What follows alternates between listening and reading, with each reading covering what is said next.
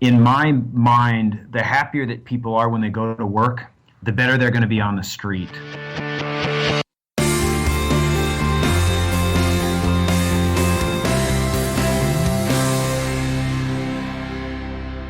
Hello, everyone. Welcome to episode 26 of The Squad Room. I'm your host, Garrett Tesla. I'm an active duty sergeant for a sheriff's department in Southern California, and I got about 10 years on in law enforcement, currently assigned as a patrol supervisor. The Squad Room is devoted to optimizing the health and wellness of police officers around the world. I don't just mean physical health and exercise, but how do we improve our mental health, our mindfulness, our wellness, our nutrition, our leadership abilities, our relationships with our spouses, all those things that make us better people, better cops. Our guest today is an awesome dude. So excited for you to hear this interview with Chief Jim Band of Oregon City PD. But we'll get to him in a second.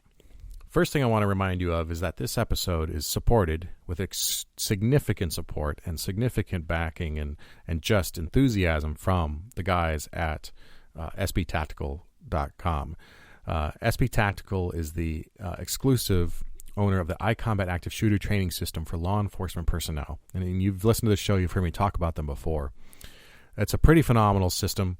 That's a replication system, not a simulation system. And you can take this anywhere. There's no site prep, no ammo costs, and none of the safety issues that come with live fire sims training. To prove that point, here's a story. During Urban Shield 2014, the Boston PD SWAT team organized a multi-agency terror response along with the FBI SWAT team. Using all of their real gear, they conducted a live active shooter training scenario in Boston City Hall inside the mayor's office. That's about as real a training environment as you can get. LAPD recently fielded this system to train all their in-service personnel with their active shooter training.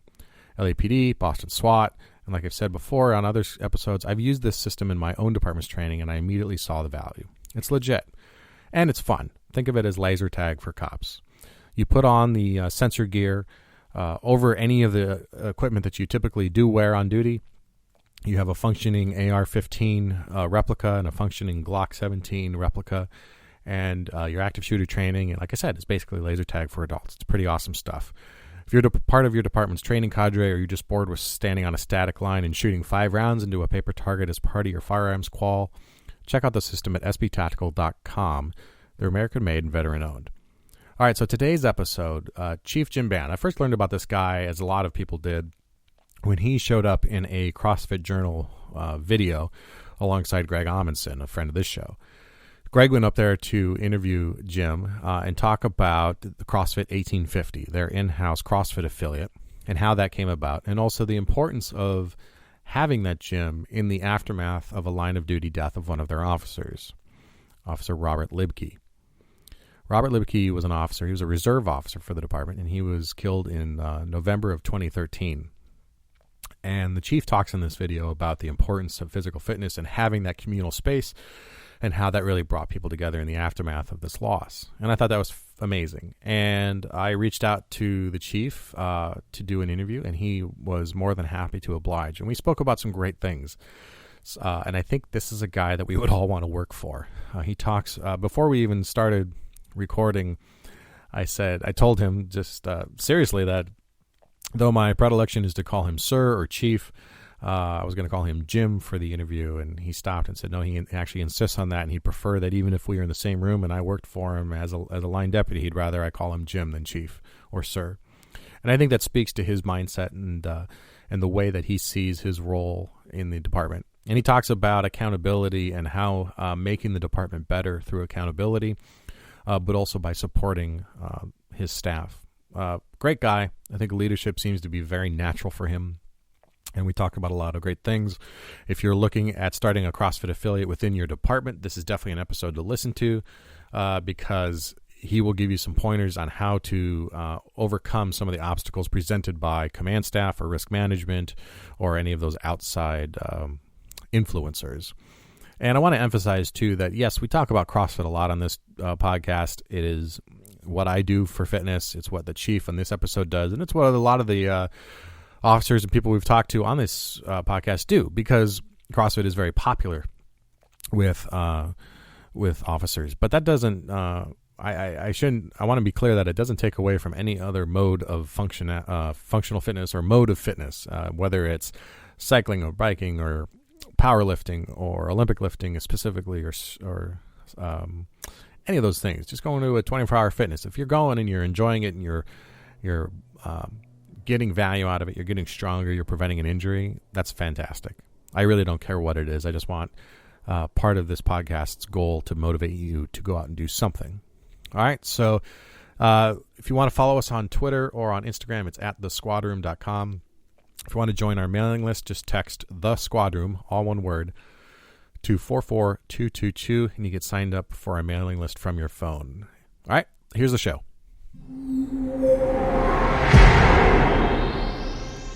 Hey, Chief Jim Band, welcome to the show. Thanks for being here. Thank you for having me. Yeah, this is. I'm excited to have this conversation. I think it's going to be a great one, and it's going to be a fun one. I first learned about you, as a lot of people did, from the time that Greg Amundsen came up to your department and did a video for the CrossFit HQ website that has become pretty popular, and that is him talking with you about the effects of CrossFit at your department. And I want to get into that a little bit more in a second, but can you tell everybody a little bit about your department? You're the chief of Oregon City PD, which is it's a suburb of Portland, correct? Correct. Yep, Yeah. We're in the Portland metro area. Okay. Can you tell everybody a little bit about your experience, but also how many officers you have and kind of the type of environment you're in? Sure. Oregon City's kind of a blue-collar town, 35,000 population. We have about 45 cops sworn right now, and city's growing. But it's a kind of a department that, smaller department, everybody knows everybody, and most of the people we have stick around for quite a while. I've been here since 1999, so good department. And it's been a long time since I've been to Portland, unfortunately, and I hope to change that this year, actually. But what describe Oregon City for me a little bit, since I can't recollect if I've ever been there. We're on the Willamette River. We're the county seat, so the jail's here, probation, court, everything's here. We've got a couple fairly affluent communities next to us. I would certainly not say we're an affluent community. Been a mill town for years, but we're kind of growing and changing quite a bit. But it's always been a pretty busy town for this area, and I got the same problems everybody else does. Meth and mental subjects, and it's kind of probably fairly average in terms of police departments. And what's the population that you serve? How big a resident? 35,000. Okay. So you became chief in about mid-year of 2013, is that right? Yeah. Yes. Okay. Yeah, toward the end of the year. So what? So you're still you're not really new at this point, but 3 years in, if you can look back when you took the job, what were your priorities when you took over the department? I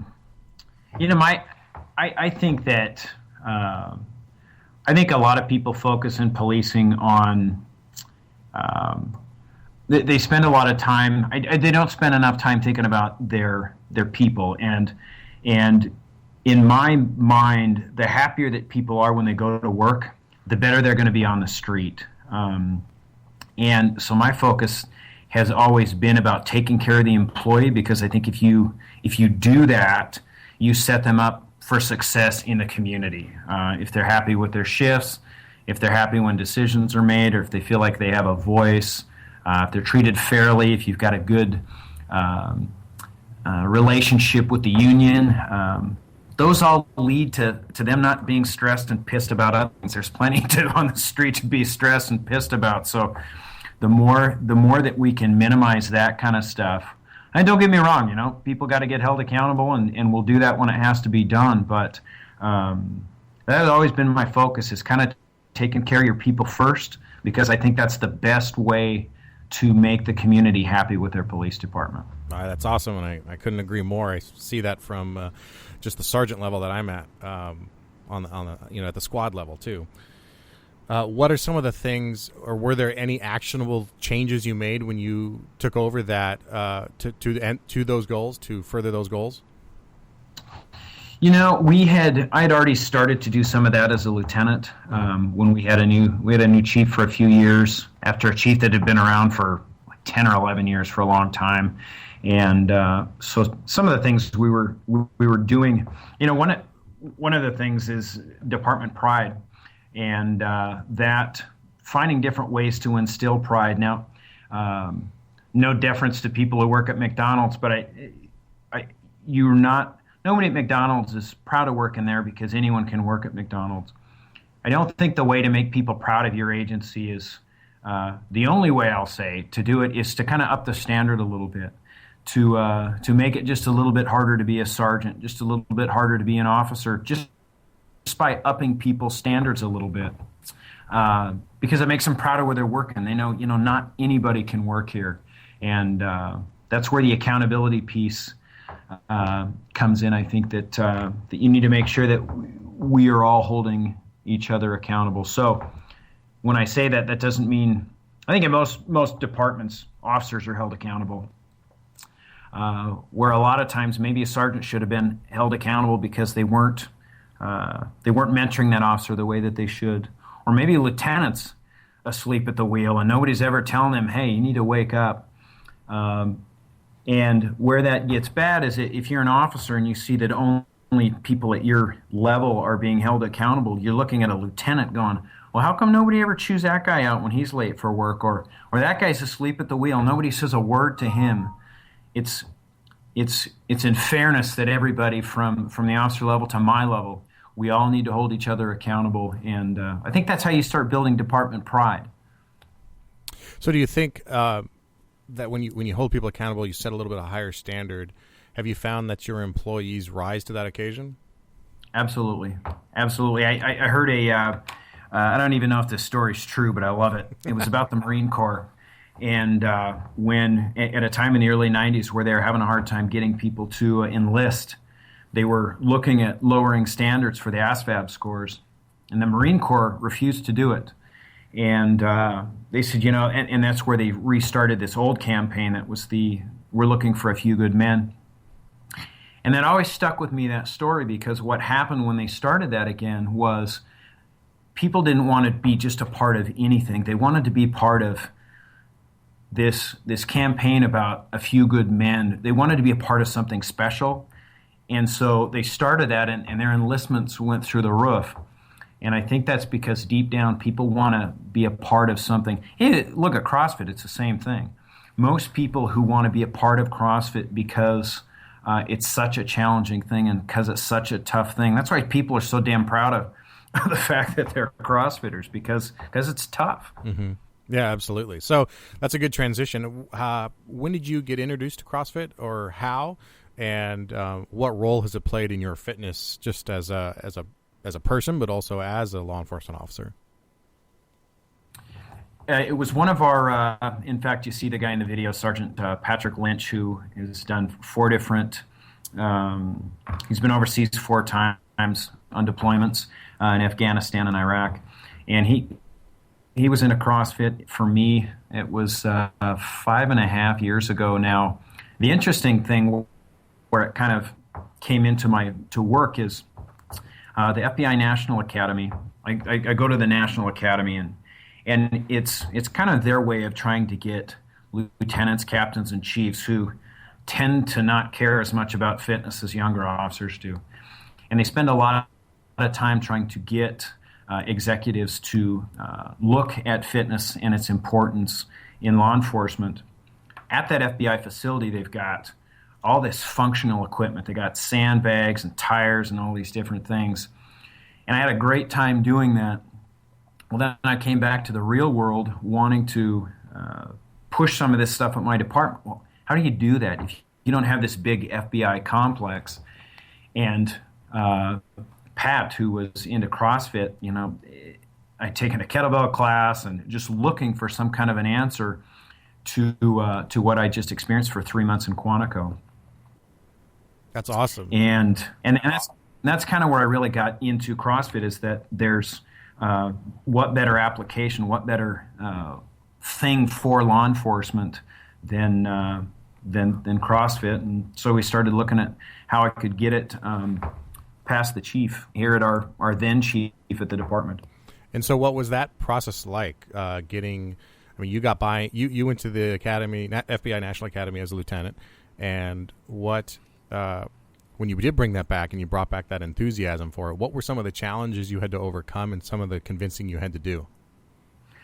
The biggest thing is people didn't know what it was. You know, that was in 2010, so it was still kind of a sort of kind of a weird thing, it seemed like a really less mainstream thing that it is today. Sure. And so there was a lot of, people would look it up, so they'd see some video of some guy doing something that was a little crazy, 200 pull-ups, 300 whatever, and that's not what CrossFit was. When I started pushing it, they said, well, why don't we just buy some treadmills?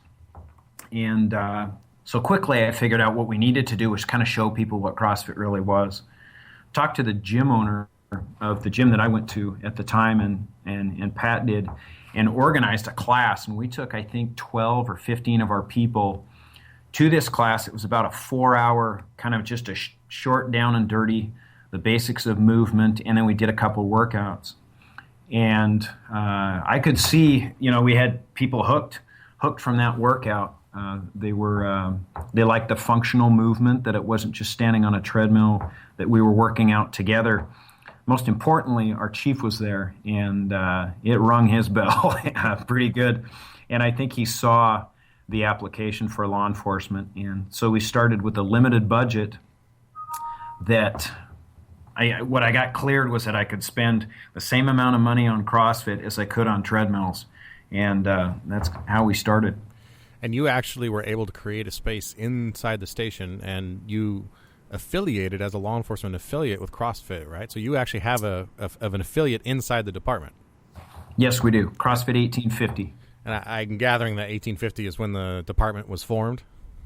Yeah, I know I'm pretty sure we're the oldest west of the Mississippi. We're a pretty old city, and every name's been taken, and so we were looking around for different things. And I looked at our badge and thought, that's kind of a unique number. Why don't we go there? Sure. My department also formed in 1850, so that's a little commonality, I guess. Yeah, that's cool. So you funded it with the amount of money you had for treadmills. Now, in that video, you look like you're giving some demonstrations. Do you have the L1 training or certificate, or do you teach classes, or do you just participate? No, I do both. So Sergeant Lynch and myself are both level 1 and level 2, and then we have a couple other certifications, mobility, Olympic lifting, that kind of stuff that we've gotten through time. And then we've got a couple other officers who've really gotten involved, and we sent them to level 1 as well. And on the department dime? Yes. Wow, that's a great commitment. Now, is there a PT requirement just for employment there? Not counting the SWAT team or anything, but just for your regular line officer, do they have to meet a physical fitness standard every year? Not every year. There's just an initial one for them to get hired. It's a fairly simple thing that the police academy came up with. So that's common. It seems that, once you pass that first fitness test, there isn't another one in your entire career for a lot of agencies. And it's a shame. So it seems that you quickly identified the viability of whatever you want, not necessarily CrossFit. I mean, CrossFit's my thing. It's your thing. It's a lot of people's thing. But there's a lot of people here who listen to the show who just, go to the regular gym. There's absolutely nothing wrong with that.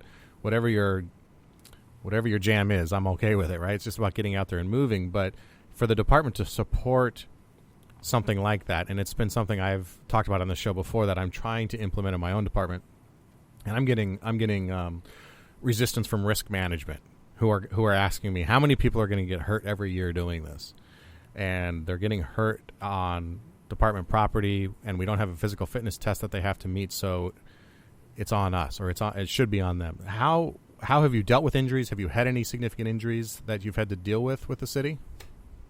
No, we have not had the only injury, and it isn't even really a CrossFit injury. We had somebody who their back started hurting them when they were doing kettlebells, and I watched what they were doing, and they were perfect. There's literally nothing to change about the kettlebell swing, and basically, what his doctor, he had some pretty severe disc problems that were pre-existing, but that's not an injury. That just, if you don't know there's a problem with your car and you never drive your car, you're never going to know there's a problem with the car because you're not using it. Sure. But I get, that video, I get a lot of people call me or email and say, hey, I'm trying to get this instituted, and risk management is, everything you just said. Generally, and what I always say to them is go ask, because this happened with the department here. And a captain called me and said, aren't you worried about people getting injured? And I knew that they had a gym inside their police department. They've got a whole bunch of free weights, dumbbells, they have treadmills, and some old Nautilus equipment that somebody gave them. I said, so people use your gym, right? He said, yes. And I said, do they lift? Do they bench press and squat? Yep, we do all that. Do they deadlift? Yeah, we do all that.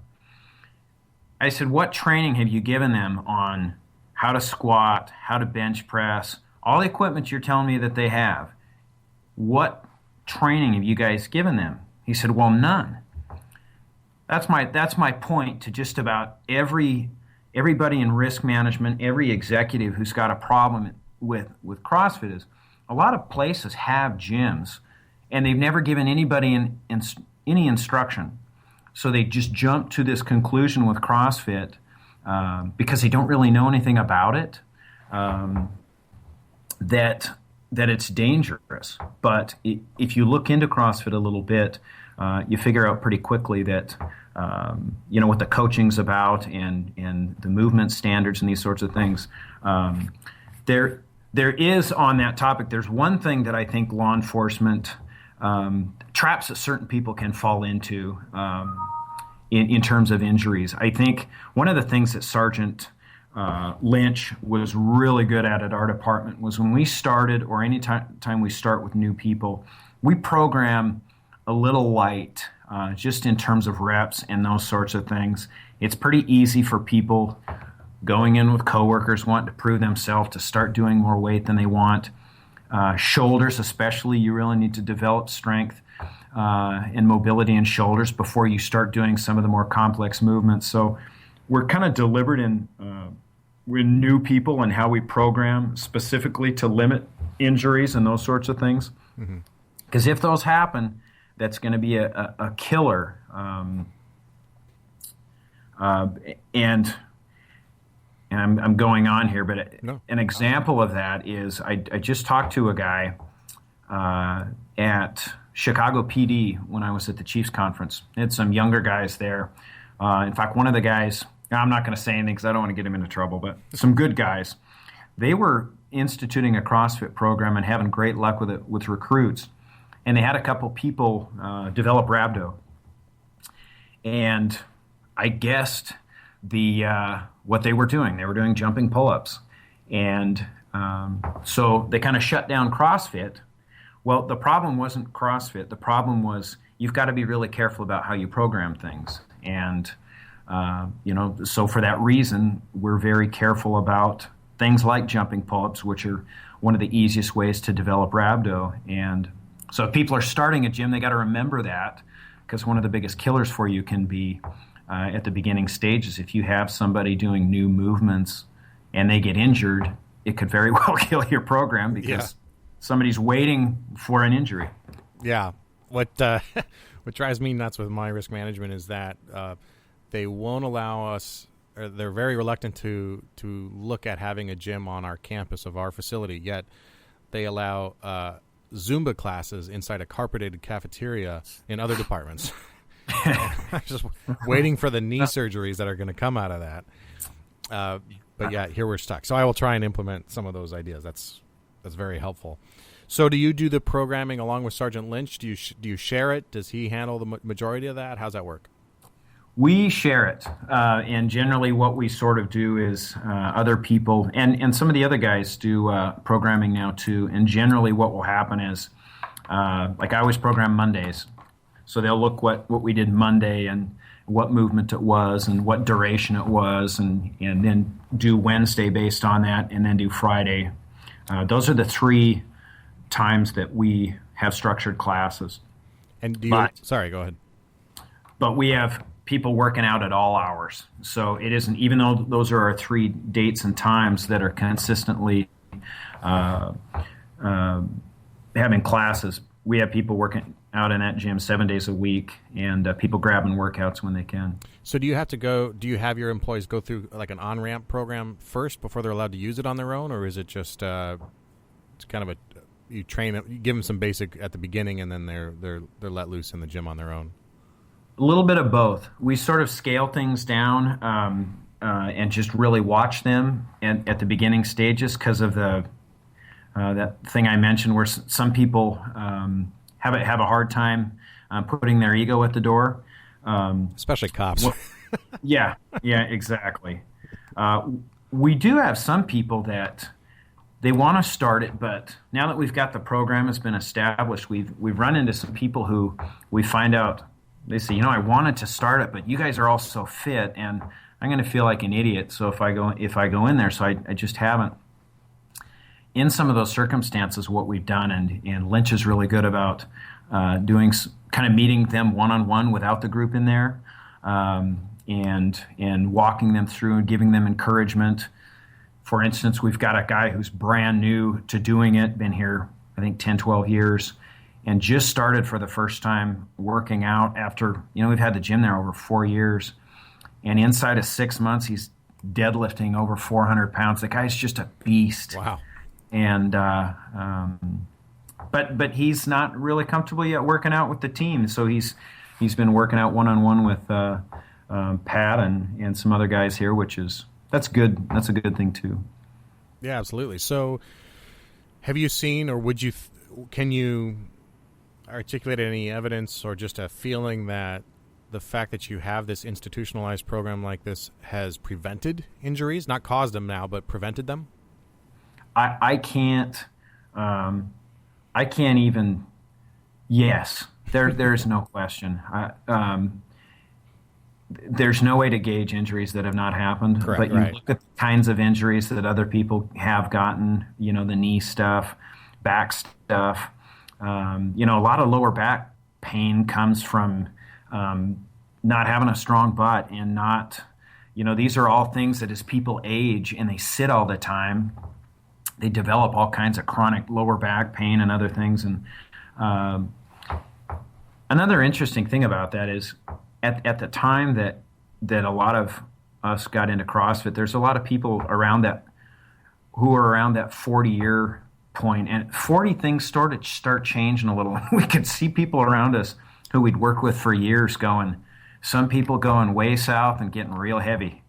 And a lot of our CrossFit people, we've had this conversation about kind of watching and seeing people around us and going, if I don't get fit, if I don't start eating better, if I don't do something, it's going to be a lot tougher to get fit the older I get. And so we, one interesting thing, like the SWAT guys, they have to, there's a certain course that they got to go through every year that I remember they used to study up for. And they'd warm up and practice it and do all these things to try and get to where they could pass the test. Those guys don't even think about that stuff now because all the SWAT guys are all doing it. And they, it went from being something hard to now they look back on it as something ridiculously easy that the thought of now at their fitness level, the thought of having to prepare for it is silly.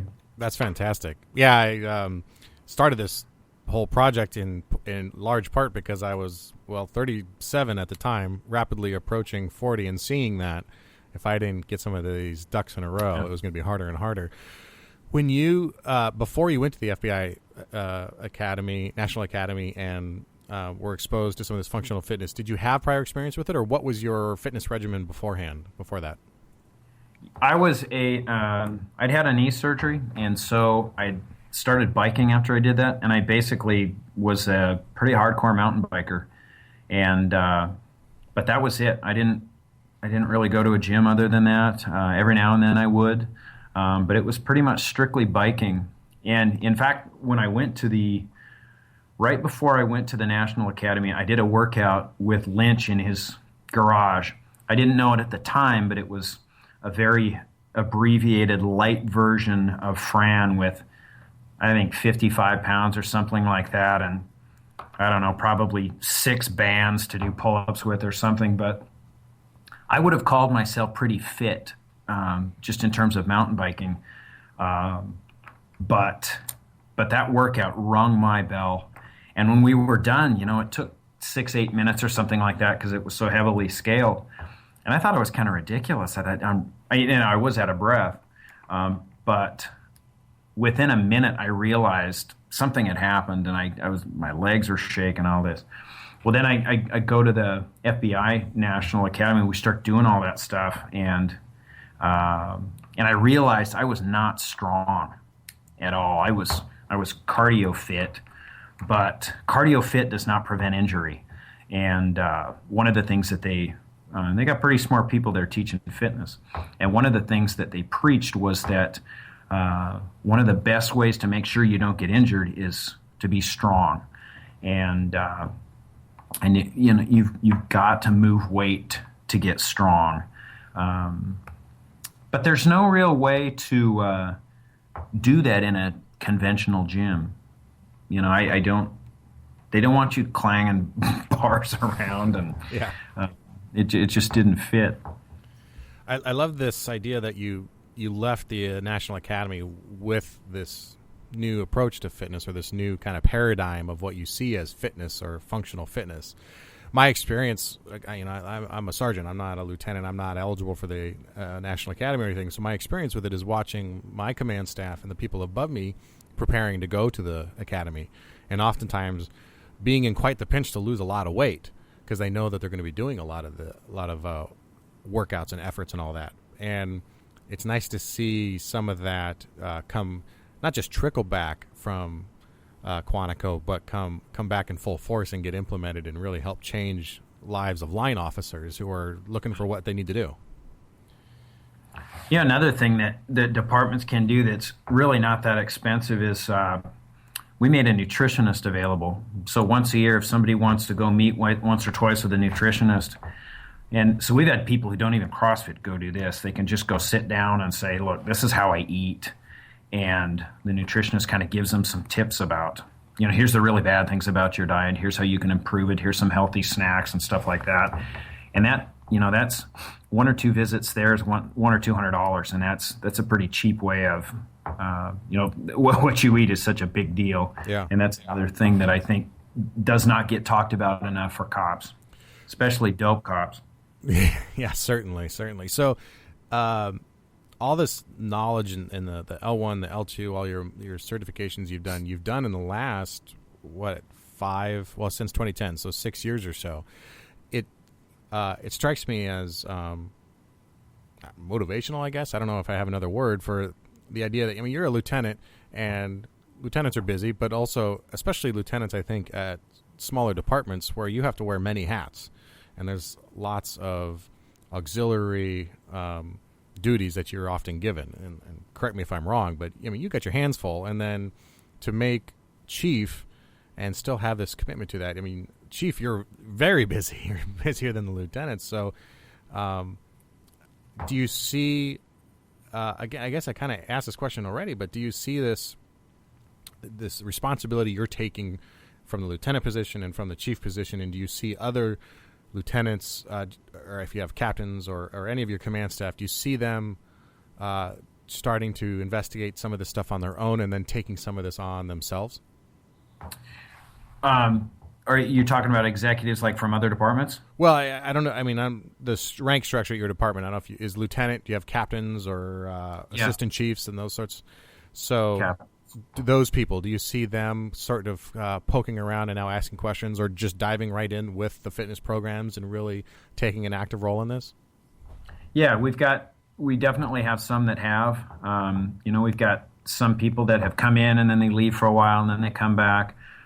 We kind of have a core group of people who have stuck with it. But it is, I think one of the most important things for me is making sure that one, people see that we prioritize it because people at every level are doing it and making it, demonstrating that it's a priority. Two, there's always an option that if nothing else, if people don't know what to do, if they want to make a change or they're feeling like they're getting heavy, they're approaching 40 or whatever, they know all they got to do is show up on Monday, Wednesday, or Friday night, or just talk to one of us, and every answer they need is right there. It's free. Some of the other things don't really get talked about that are really important. One, we encourage spouses, and we've got several spouses who come. I just got a video the other day of one of our guys' wives getting her first bar muscle up. That's awesome. Yeah, and she had their second kid about 2.5 months ago. Oh, God. I can't even get a bar muscle up. it's just it's pretty cool to have the whole family sort of involved. We've got some teenage kids who showed up, and that whole piece of a family doing something together in kind of a healthy way that the department can provide. That's been a pretty big deal for us too, because the whole mental aspect of blowing your mental pipes out, that's every bit as important as what it does for you physically. Sure. So I'd like to shift gears a little bit and talk about some tragedies that befell your department. You were a new chief when you found out that one of your officers was killed in the line of duty in November of 2013, Officer Robert Libke. Yes. What was that moment like when you received that news? I think a lot of times it's the odd thing to me is when I was a detective, I used to remember investigating officer-involved shootings, and a guy would shoot somebody. And they were, a lot of times people will say, I was shocked. I couldn't believe this was happening. I couldn't believe this was happening. And it was kind of remarkable to me to think, you carry a gun for 10, 12, 15 years. You use it once after qualifying 4 times a year with it. And we're still surprised that we got to use it sometimes. And it was kind of the same thing as that. We always talk about danger. We talk about the fact that, people put their lives on the line. But at the moment you actually have it happen, that there's just no real way to prepare for it. I think I was just kind of shocked, and there's kind of the snapping into game mode of what I have to professionally, what's my job, and cops were pretty good at that, of just kind of going to business about what you have to do. On a call of a dead baby or something like that, it's pretty easy to keep emotion out of your head, or to keep emotion from affecting what you're professionally supposed to do in that circumstance. In this case, I think the most remarkable thing about an officer-involved death is there's never a time where keeping that emotion from affecting how you professionally do things. It's overwhelming, I think, for everybody. Does that make sense? Absolutely, yeah. And I have to think that, in a department where you're all in one building, you know each other, you engage with each other like you do when you have that opportunity at a department that allows that in terms of size. That's gotta hit every level and everybody ridiculously hard. Yeah, one of the most interesting things that I remember was, we're small enough that we can get everyone in a room, and it became, very early we started trying to communicate just not just to our officers but their spouses as well. And at one point, I'm standing in front of, we've got everybody there, along with their wives and husbands, and looking at them. We're kind of talking about what's going on and the updates, and the officers were generally stoic, so just no emotion, or trying to not have any emotion. And the spouses are all in tears, just bawling. And it was so telling to me about a lot of the things in law enforcement that are, we always forget the family at home and how much that is affected by dad going to work or mom going to work, and the nature of what we do. The fact that the cops are all trying to keep a stoic face, like it doesn't bother them. The spouses are all in tears. And the other thing was coming back and hearing officers were suddenly getting questions like, Daddy, why do you wear a vest at work? Why do you, questions that hadn't come up as much. They were a lot more prevalent, and people kind of having a hard time negotiating all those sorts of questions and what that all meant. That was a pretty tough first few months. Yeah, it makes total sense to me that, I think the spouse is so much. I always tell my wife this, that she serves as much as I do. She just serves behind the scenes and in a silent capacity, but her service is every bit as valid as mine, because she's allowing me to go out there and do this, or allowing the public to have me out there doing this while she's at home being essentially a single mom 4 nights a week.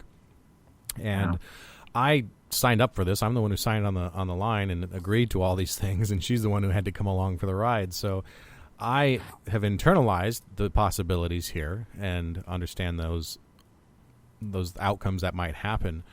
But I think for cops, we feel like we have some control over it. We have some control over our destiny in those times, and we often don't. But at least we have that sense that we feel like we do. And I think the spouses, the frustration is they have no control, right? They have no control over what happens to me at work, no control over how my night goes, no control over the tactics I choose or not choose to use. And so when something does happen like this, it's cathartic's not the real right word, but it's sort of an affirmation or a confirmation of their fears, right? Yeah. So what are some of the things, or were there things that you and the department or the city did in the aftermath of losing the officer to address some of the issues, the mental issues or the trauma issues of the department? We obviously made, different professionals, the right professionals available. There was, peer support was available. Peer support, some people like peer supports. Some people get freaked out by peer support.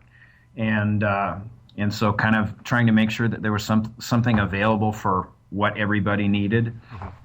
There was a lot of acknowledgement that we tried to do. For instance, we have annual awards that are generally given to officers and non-sworn staff.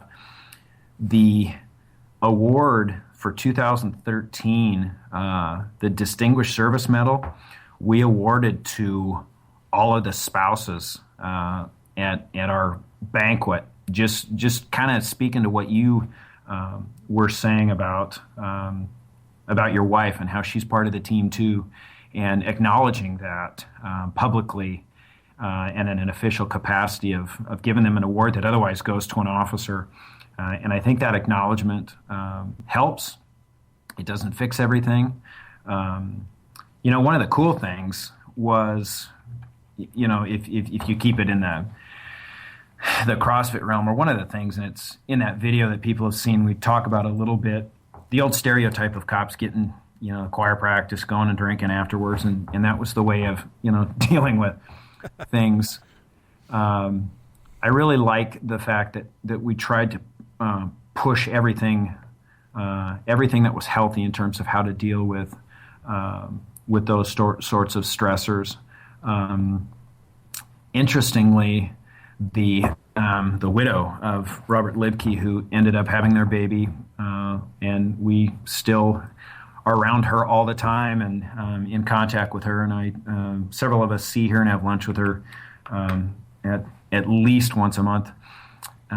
Once she started negotiating through some things, I actually got her into the CrossFit gym, and I'll never forget the first workout that she did. She gets done, she'd gone through a pregnancy, hadn't exercised, and it was very scaled down. But at the end of the workout, she literally fell apart, like just in a good way. And it was kind of a cleansing of, she just kind of let go. And, but it was a way of her kind of reconnecting with everybody. She was going to workouts with us consistently until a little while ago, she moved out of Oregon City. and she's still in the Portland area, but she's joined another gym up there, and it was such a good, catharsis for her. She ended up holding on to it. She's still CrossFitting, and I think that's a pretty good testament to how good it is for your brain. Yeah, that's amazing. And I want to pause for a second too and explain to people that something that is just amazing to me is that Officer Libke was one of your reserve officers, right? And yes, is a guy who was doing this for free. And I'm so, I looked at being a reserve when I originally thought this might be a kind of a fun side thing to do on the weekends, was go out and play cops. But, I decided that I really wanted to do it full time. And luckily, it all worked out, obviously. So these guys, though, who are willing to do all of this as a reserve and go through the same training we do, and then go through the fact that they're not getting paid and that they're choosing time away from family for this service, just it blows my mind. It really does. Yeah. And I just think it's important to point out that this. I think cops are special people, but I think these reserves sometimes are just a special breed themselves. Yeah. So I want to make sure that everyone understands that, because I just think that's amazing. So obviously dealing with the aftermath, the media, arranging a funeral like that is stressful, and we've talked a lot about, of course, the fitness aspects of managing some of that stress. But what are some of the other ways that you manage that stress, but just in stress in general, the stress of being a chief, of being an officer, or any of those things? Several things. Faith's pretty important to me, and so I kind of that's sort of personally and at home. That's kind of my guidepost. I think one of the most important things about being a good cop is if at the end of your life somebody said, "Who are you?" and you said, "I'm a police officer." I think people need to be well-rounded and have a lot of interests in their life, and they need to hang out with people who aren't just cops. This is my opinion. I got nothing against people who all their friends are cops. I hang out with a lot of cops away from work, but I think it's really important to have friends outside of policing, to have interests, hobbies, things that aren't related to policing. Just because I think it, if you think about what keeps cops alive is not trusting anyone, and what makes a cop a good investigator is not believing anyone. Those things don't really make you a good husband or a good wife or a good friend. Right. And so being around people to remember that people are inherently good, and I think it just helps give people perspective, because it's, the longer I get in this career, the more caustic I really realize, it's a tough environment. We do great work, and I love being a part of the team of people who keep a community safe, but we're a lot better at it if we're balanced in our approach. So a question I like to ask people, because it's a favorite topic of mine, is in relation to these people and having these relationships outside of law enforcement. Do you have mentors or coaches that you seek guidance from? Or are there people in your life that you have sought out for specific types of learning? Yeah, I've got professionally, there's a chief up here from Lake Oswego. He actually came from Sunnyvale, California. He's just a good guy. I kind of adopted him as a mentor. He comes from a different state, so he's just got a different take on things, and he's just grounded. I got several other, law enforcement executive people here that I trust and rely on. I still got friends who were I was hired as officers with, who I still bounce a ton of stuff off of, and we hang out away from work. And then I just got good friends who are outside of law enforcement. I kind of like I gravitate to they're not the kind of people who want to talk shop with me all the time. Right. And I like that. I like that we just talk about working out, or we talk about fly fishing, or our interests. And so, yeah. So you have 2 daughters, right? They're adult age now, if I'm correct. Yes. But they were raised in a household of law enforcement. And what, you talked about like some of the officers being questioned by their kids about wearing the vest. I got that question not too long ago from my 7-year-old. And she's starting to put together the fact that, these things might happen or can happen. What were some of the things you did with your daughters growing up just to keep, because like you say, I'm jumping around, but you made a great point that, cops are great when we stay alive by not trusting people, and we're great investigators by not believing anybody. So how do you flip that switch with your daughters, or were you able to, or how do you, because that's not a good environment for kids to grow up in, of course. Every time you ask them if they got their hand in the cookie jar, they have to sit down on the curb, kick their ankles out, and cross their legs and hands on their lap. Yeah. That's not going to be successful, right? But that is a tendency I catch in myself sometimes, and I know others do too. Was there a cognizant or intentional part of you while you were raising your daughters to stay away from that? Don't get me wrong. There were times where it came in really handy. When they were teenagers, I would catch them in all kinds of stuff, but it was in a good way, things they needed to be caught at, and they hated it at the time. Can't get away with anything when your dad's a lieutenant. Yeah. They appreciate it now. Is the funny thing. They're 21 now, and they actually say that they, looking back, they appreciated it. I did try and measure it. I tried to, my wife was pretty good at keeping me in check and letting me know when I was going overboard, or,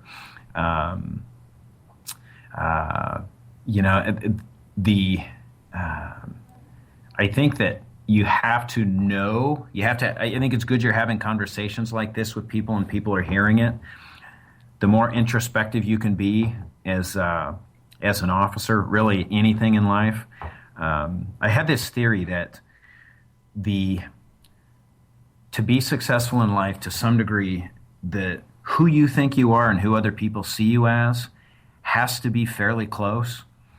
And I think a lot of, if you can't see something close to what other people see in you, there were times where I would swear up and down I wasn't going overboard with my kids, or that I wasn't letting the job get me, and those sorts of things. But those are the places where my wife would always kind of rein me in and give me examples. So I was like, just trying to deliberately measure the effects of bringing the work home. And I think some people really struggle with that. Oh yeah, I think it's easy to not be able to switch gears like that all the time. So, I always like to ask people, what are some of your, I don't know if you read or if you like to read, but what are some of your favorite books or books you've passed out or gifted to people? Well, I'll tell you, at work, we give every spouse 2 books. We give them Kevin Gilmartin's book, and we give them the I Love a Cop book. Yeah, both are great. And those, again, trying to set, it helps set our employees up for success by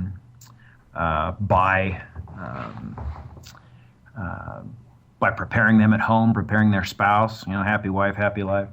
But then personally, I do like to read a lot, and I read a variety of things. My brother and I kind of exchange stuff, like The Fountainhead is probably one of my favorite books. Has nothing to do with law enforcement.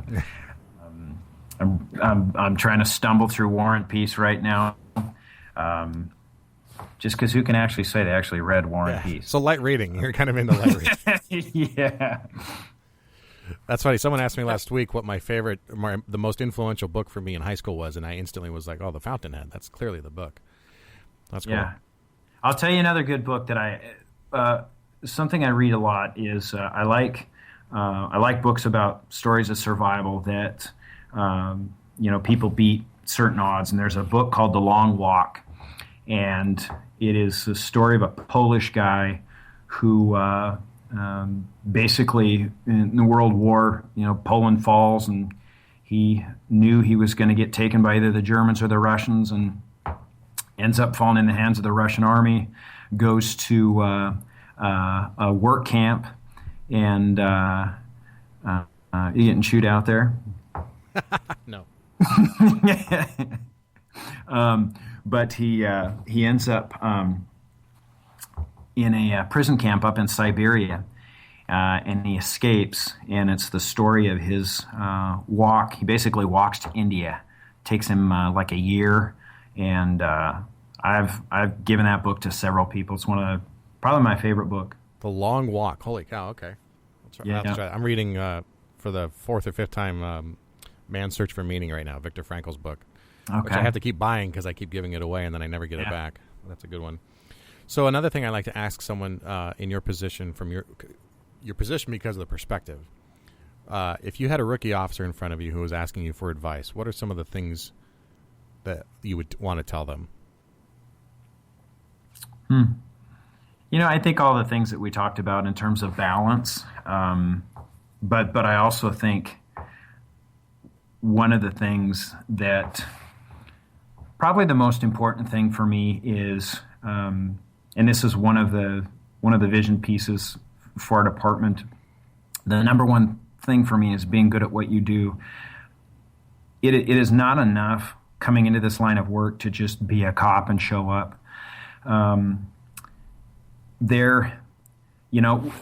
Being on patrol, I remember when certain calls, you could tell when a sex abuse showed up at the hospital because everyone was running traffic because no one wanted to go take this call. And in my mind, I would always think, imagine you're some 6-year-old girl and you wanted to tell somebody about what's been happening to you for 6 months or a year. You finally tell someone, they take you to the ER. Somebody's going to step in. They're not going to be abused anymore.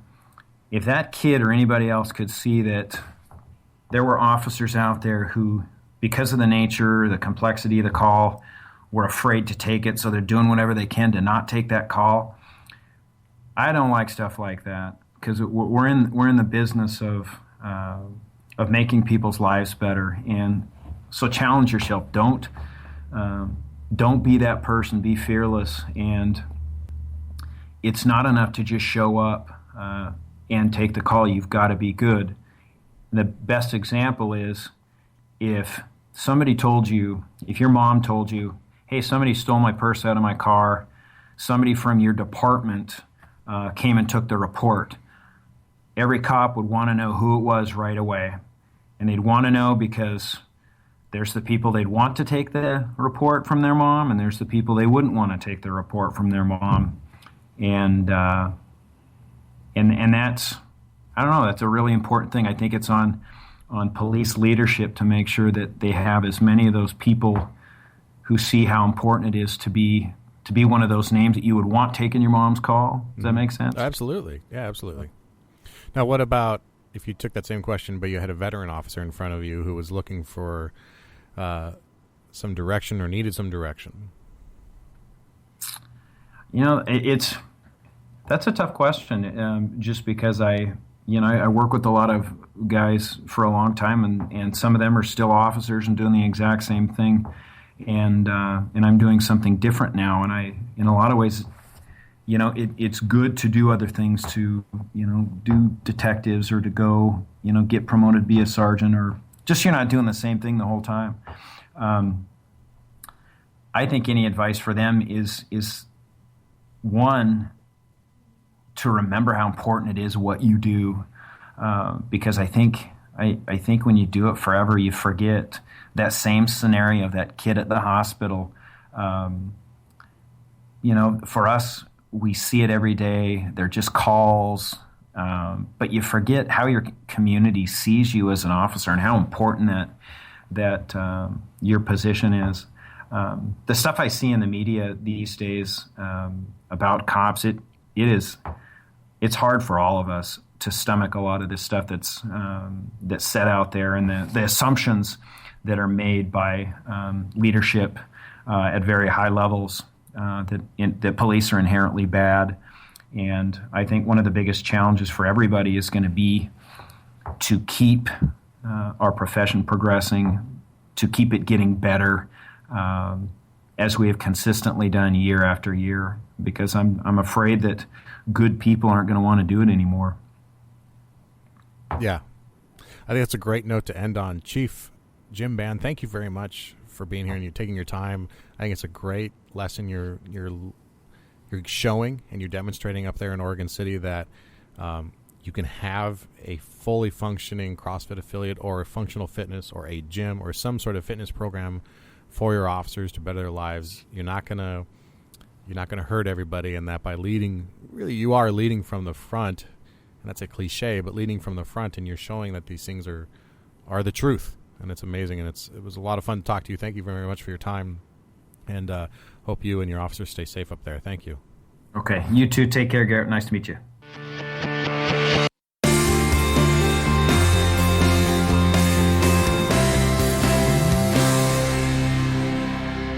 All right, Chief Jim Bann, Oregon City PD, amazing guy. I hope you got a lot of nuggets out of this episode as much as I did, because I got a lot of great things from him. To follow the show on Twitter or Instagram, it's at The Squad Room. You can like us on Facebook, on our Facebook page. Our website is thesquadroom.net. Head over there for the show notes and the links for the books that he mentions in this episode and everything else we talk about on the show. Again, I want to thank SB Tactical and the iCombat training system for their support of the show. Check them out at sbtactical.com and watch the video of their active shooter training system in action. It's replication, not simulation. Until next time, take care of each other and stay safe.